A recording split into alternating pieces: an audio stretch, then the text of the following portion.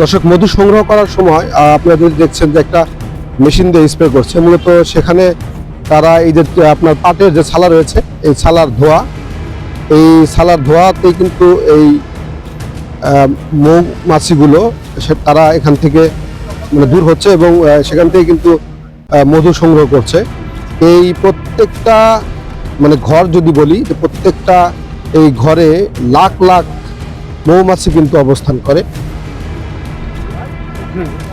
এরপরে এই মৌমাছি সারিয়ে তারা এভাবে তারা এইগুলো একটি স্থানে মানে সংগ্রহ করে এবং এখান থেকে তারা মধু সংগ্রহ করে। আমরা এটিও দেখাবো। এখানে একটি মানে মধু সংগ্রহের জন্য একটা মেশিন তারা রেখেছে। এই মেশিনের ভিতরে দিলেই মূলত মধুর যে ক্ষয় হয় না, এবং মূলত এই মেশিনটার মাধ্যমে তারা মধু সংগ্রহ করার কারণে আমরা যেটি দেখছি যে এই যে ফ্রেম রয়েছে, ফ্রেমের যে মৌমাছির চাক রয়েছে, এই চাকগুলো কিন্তু নষ্ট হচ্ছে না।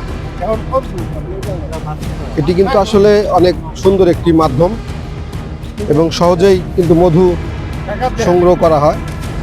এখান থেকে কিন্তু তারা মধু বিক্রি করছে, একদম মানে স্বল্প মূল্যে মধু বিক্রি করছে তারা।